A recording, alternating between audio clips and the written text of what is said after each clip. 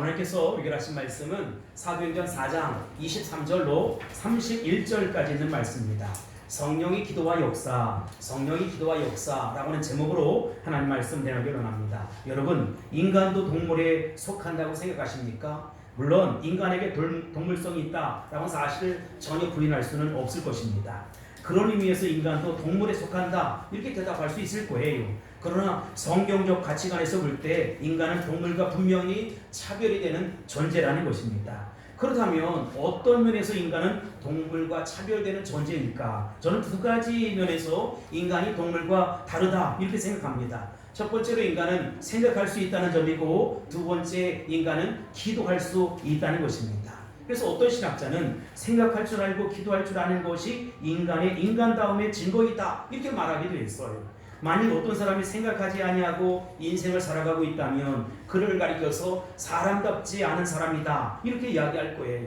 같은 맥락에서 어떤 사람이, 어떤 성도가 기도하지 아니하고 살고 있다면 그 사람은 사람이다 라고 이야기할 수도 없을 뿐만 아니라 성도다운 성도다 라고 이야기할 수 없을 거라는 것입니다. 오늘 이 시간 저는 성령의 기도를 분석적으로 살펴보기보다는 개괄적으로 접근하면서 성령의 기도 가운데 합심 기도, 통성 기도를 살펴보고자 합니다. 우리 모두 하나님의 사람다운 이 기도할 줄 아는 성도다운 성도가 다 될 수 있기를 예수님의 이름으로 축복합니다. 아멘. 첫 번째 성령의 기도 가운데 합심 기도입니다. 23절, 24절 합독하겠습니다. 시작. 사도들이 노임에 그 동료에게 가서 제사장들과 장로들의 말을 다 알리니 그들이 듣고 한 마음으로 하나님께 소리를 높여 이르되 대주제여 천지와 바다와 그 가운데 만물을 지은 이시요. 아멘. 여러분, 이것이 바로 성령님의 기도입니다. 우리는 이 기도에서 두 가지를 발견할 수가 있어요. 첫 번째, 그들은 합심해서 기도했다는 것이지요. 그리고 두 번째, 그들은 소리 높여 통성으로 기도했다는 것입니다. 그런데 캐나다 밴쿠버의 리전트 대학의 학장이었던 제임스 휴스턴이라는 박사가 기도를 이렇게 정의했어요. 기도는 하나님과의 우정이다. 여러분, 그렇다면 여러분에게도 동일하게 묻고 싶습니다. 여러분은 하나님과 진한 우정을 나누고 있습니까? 하나님과 친밀함을 유지하며 살아가고 계십니까? 기도에는 개인 기도도 있고 합심 기도도 있고 그것에 통성 기도도 있어요. 예수님이 이 땅에서 사역하실 때 기도를 참 많이 하셨습니다. 예수님은 병을 고치시고 귀신을 쫓아내고 많은 기적과 능력과 기사를 행하시고 말씀을 전하셨지만 사실 예수님의 생애의 핵심이 뭐냐? 기도 생활, 경건 생활에 있었다는 것입니다. 평소에 그분은 사람들과 함께 있었지만 새벽 미명의 시간에 조용히 이제 기도의 불을 찾아서 기도하셨어요. 결정적인 순간에 그분은 땀방울이 빗방울이 맺히도록 기도하셨다는 것입니다. 사실 우리가 보는 예수님보다 더 중요한 것은 예수님의 보이지 않는 내면적인 경건 생활이라는 것이지요. 예수님은 개인 시간, 이 개인의 경건 시간, 기도 생활을 참 많이 가셨다는 것입니다. 그래서 마태복음 18장 20절에 보면 예수님께서 이렇게 말씀하셨습니다. 시작. 두세 사람이 내 이름으로 모인 곳에는 나도 그들 중에 있느니라. 아멘. 그래서 예수님께서 그들의 기도를 들어주셨다라고 하는 말도 되지만 예수님이 그 기도 가운데 함께 동참자가 되셨다라고 하는 것입니다. 그러나 오늘 우리는 새로운 기도를 보게 되는 것이지요. 그 예수님 당시의 모습의 기도는 아니었어요. 이제 전심으로 일심으로 합심해서 기도하는 오순절 성령 강림 이후에 나타난 현상입니다. 120명이 모여서 전심을 다해서 기도하는 거예요. 베드로 사도가 한번 설교할 때 3,000명이 주님 앞에 돌아왔고 5,000명이 주님 앞에 돌아왔고 더 많은 수가 회개하고 돌아오는 역사, 세례받는 역사가 있었어요. 아마 그들이 합심해서 기도했기 때문에 이러한 증거들이 나타났을 거예요. 이것이 사도행전에 나타난 특성 가운데 하나다 이렇게 이야기할 수 있을 것입니다. 그들이 합심해서 기도했을 때 방언이 터지기 시작한 거예요. 놀랍게도 성령이 임하기 시작했다는 것이지요. 놀라운 말로 그들이 하늘의 언어를 가지고 기도하기 시작했다는 것입니다. 어떤 사람은 중보 기도를 합니다. 나와 아무 상관없는 자꾸 그 사람이 생각나는 거예요. 그래서 기도하는 것입니다. 그리고 어떤 사람은 어느 나라를 위해서 자꾸 생각이 떠올라서 기도하게 되는 것이지요. 그 사람과 그 나라를 기도하지 아니하면 견딜 수 없는 마음이 되는 것입니다. 이게 뭐냐? 바로 중보 기도라는 것입니다. 어떤 공동체를 위해서, 어떤 단체를 위해서, 어떤 일을 위해서 하나님이 기도를 시키는 것입니다. 기도를 하고 싶지 않지만 하게 되는 거예요. 기도를 미리 하게 하시는 것입니다. 이런 공동체의 기도, 합심 기도 속에 중보 기도가 팡 하고 터지는 것입니다. 영적인 전쟁을 치기 위해서 기도하는 것입니다. 합심 기도하는 속에 기적이 일어나고, 합심 기도하는 속에 치유가 일어나고, 합심 기도하는 속에 병 고침의 역사가 일어난다는 것입니다. 그 기도 속에 있으면 병이 낫게 되고 문제가 해결되고 정말 하나님의 은혜가 우리 가운데 나타나게 된다는 것입니다. 이와 같은 역사가 나타날지어다, 드러날지어다. 여러분, 아프리카에 비소새라고 하는 새가 있어요. 여기 그림이 나온 터인데, 이 새는 보통 때는 아주 잘 날아다닙니다. 그런데 위험을 감지하거나 그러면 날지 못하고 땅을 벌벌 기는 습성이 있다고 해요. 누가 공격이라도 해볼라 치면 날지도 못하고 땅을 벌벌 기는 거예요. 평상시에는 그렇게 잘 날았는데, 창공을 향해서 힘차게 날았는데 어느 순간 위험이 감지되면 벌벌 떨면서 땅에서 기어다니는 것입니다. 사랑하는 성도 여러분, 지금이야말로 기도해야 할 시간입니다. 지금이야말로 하늘의 능력을 받아야 할 시간이라는 것이지요. 주님, 보라, 지금은 구원만 받을 만한 때요, 보라, 지금은 은혜의 날이라고 말씀하고 있습니다. 그런데 왜 나의 삶 속에 어려움이 왔다고, 나의 위험을 감지하면 날지 못하는 이 비소새처럼 벌벌 떨면서 기도도 하지 못하고 낙심하고 있고 실망하느냐라고 하는 것입니다. 기도의 중요성을 몰라서 그럴까요? 저는 그렇다고 생각하지 않습니다. 영국 트리니티 대학의 조셉 스크리븐이라고 하는 기독 청년이 있었습니다. 그가 예쁜 사랑을 했어요. 연애를 했어요. 아주 깊은 사랑을 나누게 되었습니다. 결혼도 약속했어요. 이제 결혼 날짜를 받아뒀습니다. 그런데 결혼 날짜를 얼마 앞두고 난 이후에 이 약혼녀가 수영을 하다가 그만 익사했어요. 수영을 하다가 물에 빠져 죽었단 말이지요. 스티븐은 아주 큰 충격에 받았어. 그 혼돈의 삶 속에 빠져들게 되었습니다. 그래서 자기 방에서도 나오지 아니하고 침묵하며 몇 달을 그렇게 보내는 거예요. 그런 아들을 옆에서 보는 어미가 정말 고통스러운 것이지요. 어미의 심장은 정말로 말로 다 표현할 수 없는 고통이었습니다. 그래서 어느 날 이 어미가 아들에게 이렇게 권면합니다. 얘야, 그러지 말고 친구 좀 사겨라. 얘야, 그러지 말고 친구 좀 사겨라. 엄마, 저 이제 친구 안 사귈 거예요. 평생 독신으로 살 거예요. 그렇지만 너에게 여전히 친구가 필요하단다. 내 얘기를 들어줄 수 있는 친구, 내 고통을 같이 공감해 줄 수 있는 친구, 내 인생길에서 함께 걸어갈 수 있는 친구가 내게 정말로 필요하단다. 엄마, 이제 친구 같은 건 안 사겨요. 이제 친구 같은 건 안 사겨요. 아니야, 나는 그런 친구를 얘기하는 게 아니야. 여자친구 안 사겨도 괜찮아. 너는 내 친구 되시는 예수님을 그새 잊어버렸구나. 예수님 앞에 나아가서 기도해보렴. 어머니 말에 자신이 그동안 고통에 휩싸여서, 충격에 휩싸여서 기도를 망각하고 예수님을 잃어버린 것을 깨달았어요. 그 순간 그는 새로운 용기를 갖게 되었습니다. 그리고 붓을 들어서 찬송시를 짓기 시작했어요. 그렇게 해서 태어난 찬송가가 바로 그 유명한 죄짐 맡은 우리 구주라는 것입니다. 죄짐 맡은 우리 구주, 어찌 좋은 친구인지, 걱정 근심 무거운 짐 우리 주께 맡기세. 주께 고함 없는 고로 복을 얻지 못하네. 사람들이 어찌하여 아랠 줄을 모를까. 시험 걱정 모든 괴로움 없는 사람 누군가.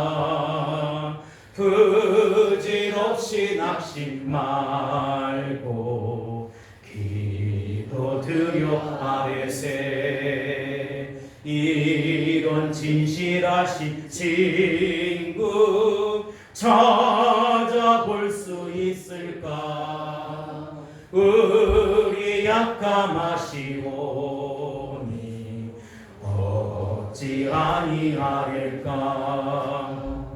근심 걱정 무거운 짐 아니 진작 누군가.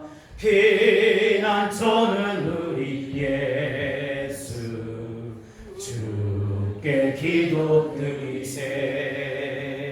세상 친구 멸시하고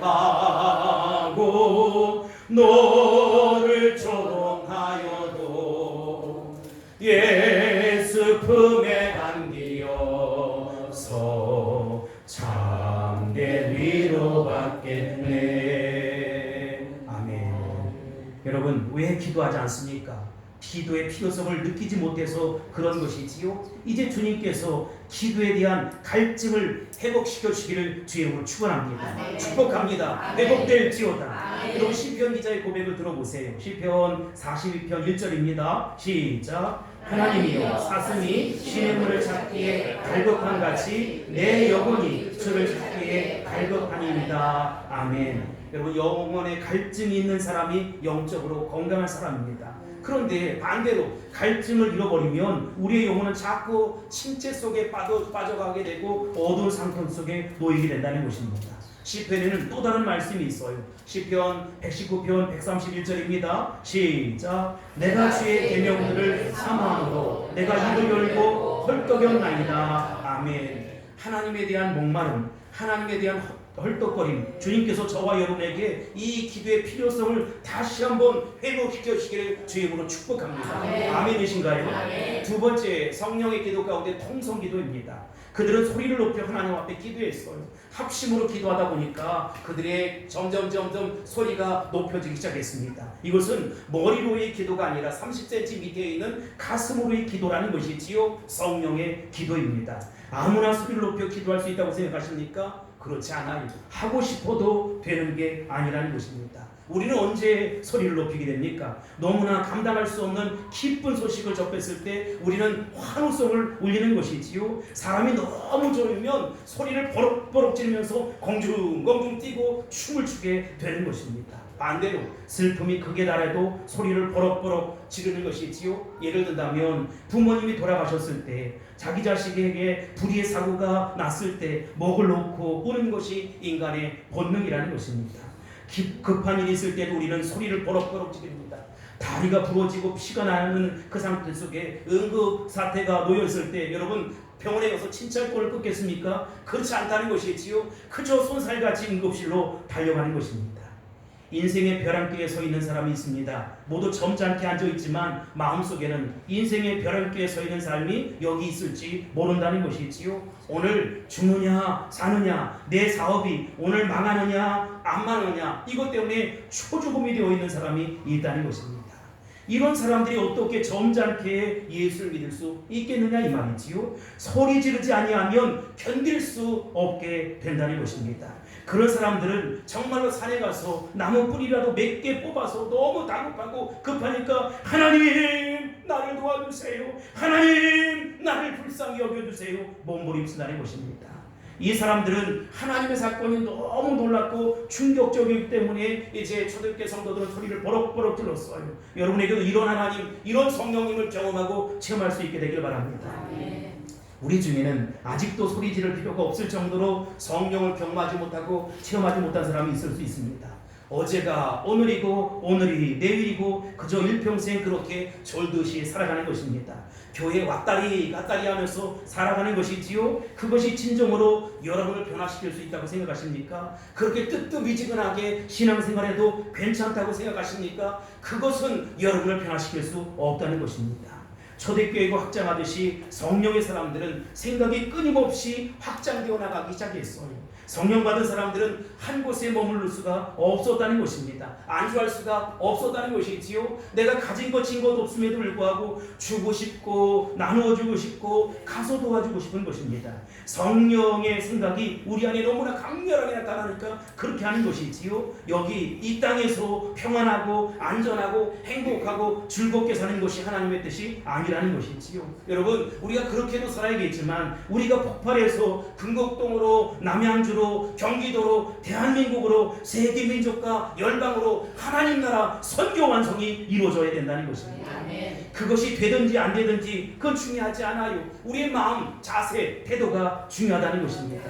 바로 이것이 사도행전에 나타난 성도들의 모습이었다는 것이지요. 그래서 그들이 예루살렘에 모여서 성령 받고 교회를 구성했지만 유대와 사마리아와 땅끝까지 가게 되었다는 것입니다. 자기들이 가지 못하면 유언을 남겨서라도 다음 세대가 가고, 다음 세대가 가지 못하면 다음 세대가 가는 것입니다. 이 복음의 역사는 멈출 수가 없다. 성령의 역사는 절대로 멈추는 법이 없다는 것입니다. 유명한 얘기가 있습니다. 스코틀랜드가 한참 종교 박해가 일어났을 때 일단의 성도들이 박해를 피해서 사로로 피해갔어요. 아주 엄한 사람이 이 그리스도인들을 모두 다 죽여버리겠다고 이제 달려오는 것입니다. 아슬아슬하게 그들이 순간을 모면했어요. 그때 마침 이들이 산 중턱에 굴 하나를 파놓은 곳이 있는데 그곳으로 모두 다 달려갔습니다. 그러나 아직도 발각될 염려가 있는 것이지요. 걱정이 있는 것이지요. 그런데 그 절박한 상황 속에서 그들은 모두 마음속에 기도를 하기 시작했습니다. 하나님, 우리를 돌보사 살려 주옵소서. 하나님, 우리를 도우사 지켜 주옵소서. 그렇게 기도하는 순간 어디선가 거미가 나오는 거예요. 그런데 그들 앞에 이 거미가 부지런히 사명을 감당하는 것입니다. 거미줄을 치는 것입니다. 그들을 죽여야겠던 사람은 동굴 입구에서 거미줄이 쳐 있는 그 모습을 바라보면서 그냥 스쳐 지나가는 것입니다. 여러분, 이것이 과연 우연의 일치일까요? 그렇다면 세 번째, 그들이 어떤 기도를 했느냐라고 하는 것입니다. 그들이 일심으로 소리 높여 기도했을 때 그 기도 속에 하나님의 영광이 나타나게 되었다는 것입니다. 하나님의 영광이 드러나게 되었다는 것입니다. 그러면 그 하나님의 영광이 드러난 기도의 내용이 뭘까? 24절입니다. 시작. 그들이 듣고 한 마음으로 하나님께 소리를 높여 이르되 대주제여 천지와 바다와 그 가운데 만물을 지으시오. 아멘. 여러분, 그들은 첫 번째 누구의 이름을 부릅니까? 하나님의 이름을 불러요. 뭐라고 부릅니까? 대주제이시오. 이렇게 이야기하는 거예요. 통치하시는 주님, 지휘하시는 주님, 살아계셔서 역사하시는 주님, 우주 만물을 통치하시고 다스리는 주님, 주권자 되시는 주님이라고 기도하는 것입니다. 베드로와 요한 사도가 나면서부터 안전벨기를 일으켜 세우고 그들을 핍박했던 무리들이 다 떠나기 시작했어요. 그런데 천지와 바다와 그 가운데 만물을 통치하고 지배하고 다스리고 섭리하시는 그 주님, 그 우주의 주인이신 그분이 그들은 생생하게 느껴지고 실감나게 되었다는 것입니다. 여러분, 오늘 예배하는 가운데 살아계신 주님을 만날 수 있게 되길 바랍니다. 그 우주 만물을 통치하시고 다스리시고 지배하시는 주님을 경험하고 체험할지어다. 하나님의 섭리를 맛볼지어다. 우주의 주인이신 그 주인은 우주의 주인일 뿐만 아니라 나의 주인이심을 이 시간 고백할 수 있게 되길 바랍니다. 정확한 신앙의 고백을 낼 수 있게 되길 바랍니다. 두 번째, 성령으로 기도할 때 그들은 역사를 통치하고 우주를 통치하고 지배하고 다스리시는 하나님만 느낀 것이 아니라 천지를 만드신 창조주 하나님을 느끼게 되었어요. 하나님이 직접 천지를 창조하셨잖아요. 이 우리 인생을 만드신 분이 그 하나님이시잖아요. 아니, 우리 인생을 만드신 그분에게 정답이 없겠습니까? 해답이 없겠습니까? 창조주 하나님 앞에 모든 정답이 있는 것이고 창조주 하나님 앞에 모든 인생의 해답이 있는 것입니다. 그분을 신뢰할 수 있게 되기를 바랍니다. 그분을 온전히 의지할 수 있게 되기를 바랍니다. 하나님이 천지를 창조하셨다. 내 인생을 만드셨다. 그렇다면 못하실 일이 없다. 내가 믿음이 부족한 것이다. 하나님 앞에 기도하자. 엎드려 간구하자. 이제부터라도 믿음 기도하자. 눈물 기도하자. 무릎 기도하자. 결심하는 이 아침 되길 바랍니다. 아멘. 하나님에 대한 최대의 통찰력은 창조주 하나님을 발견하는 데 있다는 것입니다. 천지를 창조하셨는데 내 인생에 있는 문제를 해결하지 못할 게 뭐가 있어? 라고 하는 확신이 있게 되길 바랍니다.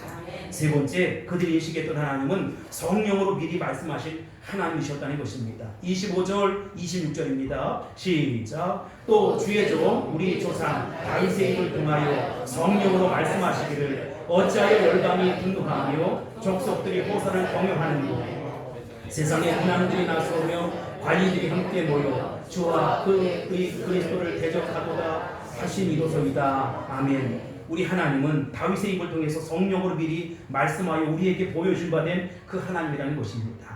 천지의 대주제이실 뿐만 아니라 천지와 바다와 만유를 지으신 이실 뿐만 아니라 우리를 구원하기로 이미 역사 속에서 계획하신 분이라는 것이지요. 그리고 역사 안에 내 인생 안에 오셔서 역사하시지요. 직접 역사하시지 않고 말씀을 통해 성령을 통해 역사하신다는 것입니다. 시편 2편 1절로 2절에 보면 어찌하여 이방 나라들이 분노하며 민족들이 헛된 일을 꾸미는가 세상의 군왕들이 나서며 관원들이 서로 꾀하여 여호와와 그의 기름 부음 받은 자를 대적하며 이렇게 말씀하고 있습니다. 하나님께서는 예수 그리스도께서 핍박받으실 것을 이미 아셨어요. 누가 예수 그리스도를 대적하고 핍박합니까? 모든 열방이 날뛰며 분노한다는 것이지요. 모든 백성들이 헛된 일을 계획한다는 것입니다. 세상의 임금들이 모두 들고 일어나서 예수님을 핍박하는 것이지요. 세상의 모든 통치자들이 함께 모여서 주님의 메시아이심을 대적하기 시작한다는 것이지요. 이것이 이미 다윗의 입을 통해서 우리에게 말씀하신 바라는 것입니다. 그렇습니다. 여러분, 그 사건이 지금 여기에서 일어나고 있다는 것이지요. 지금도 그리스도를 대적하는 이들이 일어나고 있다는 것입니다. 27절 봅시다. 시작. 과연 헤롯과 본디오 빌라도는 이방인과 이스라엘 백성과 합세하여 하나님께서 기름 부으신 거룩한 종 예수를 거스러. 아멘. 여러분, 헤롯과 빌라도가 짬짬이가 되었대요. 예수 그리스도를 핍박하여 죽였지만 사실 그 전부터 예수님을 대적하던 세력이 있었다. 세상의 관원들이었다, 통치자들이었다, 임금이었다, 모든 백성이었다, 모든 이방인이었다. 예수께서 오시는 것을 거부하고 대적한 이들이 있었다는 것입니다. 예수 그리스도를 대적했던 사단의 모든 세력이 예수님 당시에는 헤롯과 빌라도를 통해서 집중되었어요. 예수님을 죽이기 위해서 헤롯과 빌라도가 만납니다. 헤롯과 빌라도는 서로 만날 사이가 아니에요. 그런데 예수님을 죽이기 위해서 한 목적으로 만났다는 것이지요. 사두개인과 바리새인들이 만날 수 있는 집단이 아닙니다. 서로 적대시하고 시기하고 다투는 집단이었어요. 그러나 한 가지 목적, 예수님을 죽이기 위해서 그들이 서로 만났다는 것입니다. 그리고 이방 사람들과 이스라엘 백성들, 유대인들이 만날 수 있는 관계가 아니에요. 근데 그들은 합심해서 예수님을 거부하고 죽이려고 만났다는 것입니다. 그렇다면 그들이 처형한 예수님이 도대체 누구란 말입니까? 오늘 성경에 보면 그는 하나님께서 기름 부으신 거룩한 종이다 이렇게 말씀하고 있습니다. 예수님은 인간의 모습을 입고 하셨지만, 인간의 모습이 오신 것은 사실이지만 인간일 뿐만 아니라 그분은 완전한 하나님이시다는 것이지요. 그분은 하나님으로부터 기름 받은 거룩한 종이라는 것입니다. 그분은 왜 오셨느냐, 왜 핍박을 당하셨느냐, 왜 대적을 당하셨느냐, 왜 처참하고 참하게 십자가를 지셨느냐, 우리를 구원하기 위해서라는 것입니다. 우리를 구원하기 위해 인간의 몸을 입고 종의 형체를 가지고 이 땅에 오셔서 처참하고 비참하게 십자가에 못 박혀 죽였다는 것입니다. 여기 29절 보세요. 주여 이제도 그들의 위협함을 굽어보시옵고 또 정돌로 하여금 담대히 하나님 말씀을 전하게 하여 주시오며 이렇게 말씀하고 있습니다. 그들의 기도는 이거예요. 우리는 이런 위협과 고난 속에 있습니다. 예수 그리스도를 믿으려고 하는 자는 누구든지 이런 위협과 고난 속에 있습니다. 그것은 예수님 당시나 사도행전 때만 일어나는 것이 아니라 오늘 우리에게도 얼마든지 일어날 수 있는 사건이라는 것이지요. 지금도 여러분 예수 전하는 자에게, 예수 증거하는 자에게 고통이 오고 아픔이 올 수 있다는 것이지요. 그런데 우리가 네 번째 살펴볼 것은 이 복음을 전하는 능력이 그래서 필요하다는 것이지요. 이런 고난과 위협 속에 우리는 두 가지를 기도합니다. 하나는 복음을 전하는 능력을 달라고 기도하는 것이지요. 25절입니다. 시작. 또 종들로 하여금 담대히 하나님 말씀을 전하게 하여 주시오며. 아멘. 그들은 고난이나 위협을 피하게 달라고 기도하지 않았어요. 위협이 있지만 그 위협 속에서도 포기하지 아니하고 변명하지 아니하고 예수 복음, 십자가 복음을 담대히 전할 수 있게 달라고 기도를 요청했던 것입니다. 저는 우리 성도들에게 그렇게 이야기하고 싶어요. 제가 목회 잘하고 떵떵거리고 살고 건강하게 살고 능력 있게 살고 이런 것이 아니라 정말 땅끝까지 이 복음, 십자가 복음 전할 수 있는 주의 종이 되게 달라고 여러분 기도해 주시기 바랍니다. 또 한 가지 30절에 보면 시작. 손을 내밀어 병을 낫게 하시었고 표적과 기사와 거룩한 종 예수의 이름으로 이루어지게 하옵소서. 아멘. 우리가 이 세상 살아갈 때 무엇이든지 자기 능력과 지식으로 됩니까? 안 돼요. 이 사탄의 세상에서 살아갈 수 있는 유일한 방법이 뭐냐? 잘 살 수 있는 유일한 길이 뭐냐? 성령의 능력을 받는 것입니다. 하나님의 능력을 받는 것입니다. 영적인 능력을 받는 것입니다. 저와 여러분 모두가 다 하늘의 능력, 성령의 능력, 이 놀라운 영적인 능력을 받아 누릴 수 있게 되길 바랍니다. 그런데 여러분, 인간이 얼마나 초라한 존재입니까? 자기 자신도 추스릴 수가 없어. 조금만 아프면 우리 스스로가 고통스럽고 어렵습니다. 이게 인간이에요. 자기 성품조차 다스리지 못하는 것이 인간이라는 것이지. 제 선배 목사님이 소천하셨는데 그 유언을 이렇게 나같이 성격이 더러운 남편 만나서 당신 고생 많이 했다 하고 아내에게 그렇게 하고 가셨더라고요. 여러분, 이게 인간의 모습. 자기 성품조차 다스리지 못하는 것이지요. 자식을 이기는 부모가 있습니까? 없어요. 자기 뱃속에서 난 자식도 어떻게 못하는 것이 인간입니다. 그런데 인간이 도대체 무엇을 할 수 있단 말입니까? 네, 여러분, 우리가 꼭 명심하고 기억할 것은 나를 변화시킬 수 있는 분이 있어요. 그분이 누구냐? 오직 예수님이라는 것입니다.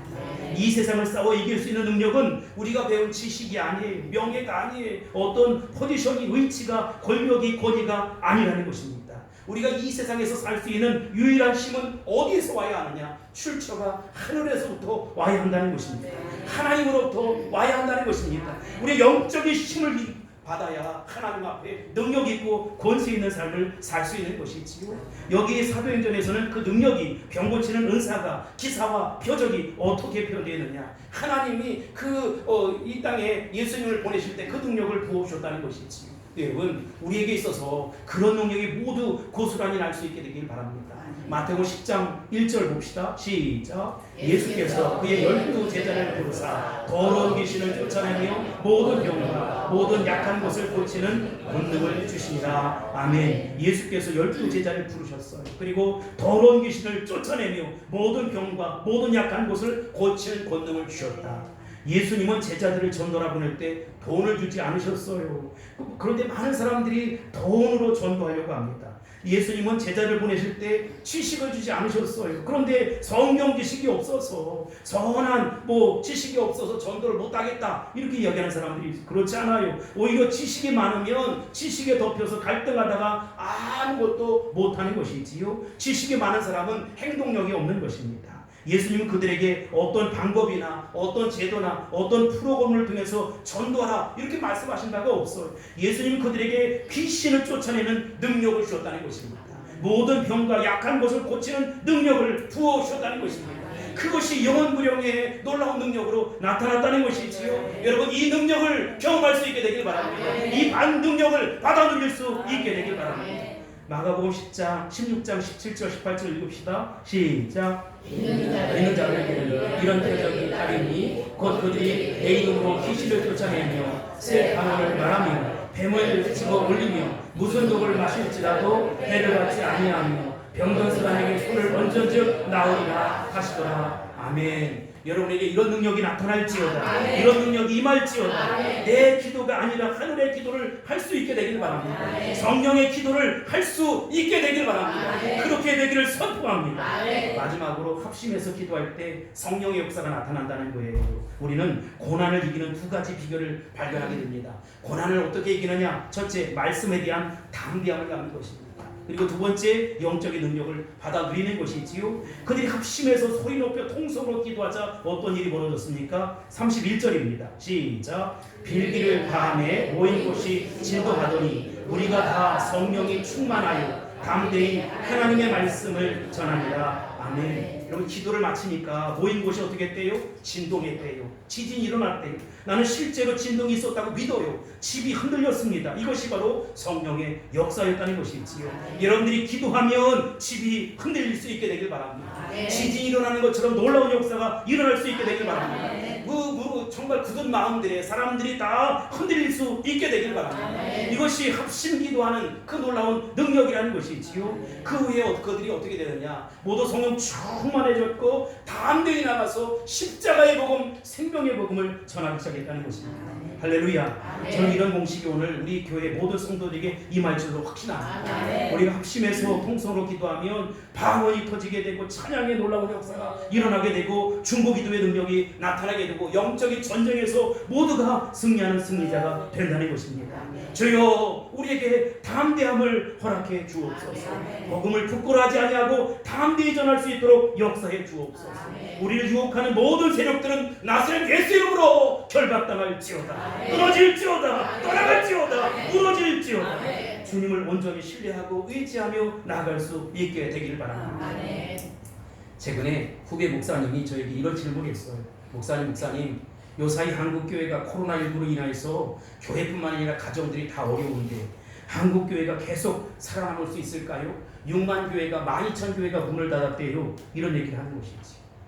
이 땅에 수많은 개척교회가 살아남을 수 있겠느냐? 이 땅에 수많은 자영업자들이 살아남을 수 있겠느냐? 제가 그 얘기를 듣고 한 이야기가 떠올랐어요. 1941년 영국의 국민이 똑같은 질문을 했다는 것이 있지요. 무적의 나치 독일의 진군 앞에 유럽 대륙들은 척터가 되었어요. 전부 나치에게 무릎을 꿇고 수백 대의 나치 폭격기에 영국 본토도 공격을 당하고 있었습니다. 마치 계란으로 바위치기 같은 그런 고통에 맞서는 것이 있지요. 아직도 미국은 참전을 결정하지 못했을 때 그 시점에 영국의 국민들이 그렇게 질문을 드렸습니다. 과연 영국이 이 전쟁에서 살아남을 수 있을까? 이때 윈스턴 처칠이라고 하는 유명한 수장이 대국민 연설을 했어요. 많은 사람이 말한다. 과연 우리가 살아남을 수 있겠는가? 그러나 나는 말한다. 살아남다니 우리는 그런 유치한 비전을 가진 적이 단 한 번도 없었다. 우리는 살아남는 정도가 아니라 우리는 승리할 것이다. 최후의 마지막 영국 병사가 바다에서 육지에서 하늘에서 싸우다 죽는 날까지 우리는 나치에게 무릎을 꿇지 않을 것이다. 우리의 용기가 살아있고 우리의 기도가 살아있고 우리의 믿음이 살아있는 한 하나님의 도우심으로 미국은 참전하게 될 것이고 나치는 반드시 무릎을 꿇을 것이며 저 악마의 집단이 완전히 황복될 때까지 우리는 싸운다. 협상은 없다. 저는 후배 목사님에게 그리고 절망을 겪는 대한민국 현실 앞에 숨죽여가고 있고 정말 기가 꺾여 있고 힘을 잃어버리고 있고 날개 축지가 꺾여진 그 한국교회 성도들에게 그리고 사랑하는 성도들에게 예수님의 그 음성으로 들려드리고 싶은 것이 있지. 교회가 가정이 사업이 살아남을 수 있겠다. 여러분 우리 가정이 살아남을 수 있겠는가? 교회가 살아남을 수 있겠는가? 살아남다니 그런 수준 낮은 목표를 우리 주님이 우리에게 주신 적이 없다. 지옥의 권세가 멸하지 못할 하나님의 능력과 영광과 기름 부으심이 우리 교회와 가정에 있다. 단 한 명의 목사님이 아니 단 한 명의 성도가 믿음으로 기도하고 무릎으로 기도하는 한 한국교회는 무너지지 않을 것이다. 우리 가정은 무너지지 않을 것이다. 우리의 기업은 벗어나지 않을 것이다. 음부의 권세도 이기지 못하는 교회와 가정이 어찌 죽을 수 있단 말인가? 어찌 망할 수 있단 말인가? 여러분은 살아남는 정도가 아니라 반드시 승리하게 될 것입니다. 부흥을 이루게 될 것입니다. 능력을 체험하게 될 것입니다. 성공하게 될 것입니다. 축복받게 될 것입니다. 우리 바다 덮음같이 여호와 영광으로 충만한 저와 여러분이 될 수 있기를 주의 이름으로 축복합니다. 하나님은 우리에게 부흥을 주시길 원하십니다. 하나님 우리에게 능력을 부으시길 원하십니다. 하나님 우리에게 성공과 축복을 허락해 주시길 원하신다는 것입니다. 이 땅에서 우리는 맞짱 떠서 원수 사탄 마귀와야 맞짱 떠서 싸워나갈 수 있어야 된다는 것입니다. 그래서 부흥을 이루고 성공을 이루고 축복의 스토리를 만들어가는 저와 여러분이 다 될 수 있기를 예수님의 이름으로 축복합니다. 축원합니다. 할렐루야. 기도하겠습니다. 사랑의 아버지 하나님, 초대 예루살렘 교회 성도들이 겪었던 아픔과 고통을 우리도 똑같이 직면하고 겪습니다. 그러나 주님, 정말로 우리가 살아남을 수 있을까? 우리가 이 고통에서 이길 수 있을까? 그런 유치한 비전 같지 않게 붙잡아 주옵소서. 우리 주님이 나와 함께 놀라운 승리를 만들어 가시고 내 삶 속에 놀라운 축복과 성공과 부흥을 엮어 가실 그 스토리를 함께 써갈 수 있게 도와주옵소서. 우리 삶 속에 부흥이 일어날지어다, 능력이 나타날지어다, 축복이 임할지어다, 성공이 임할지어다. 예수님의 이름으로 간절히 축복하며 기도합나이다. 아멘.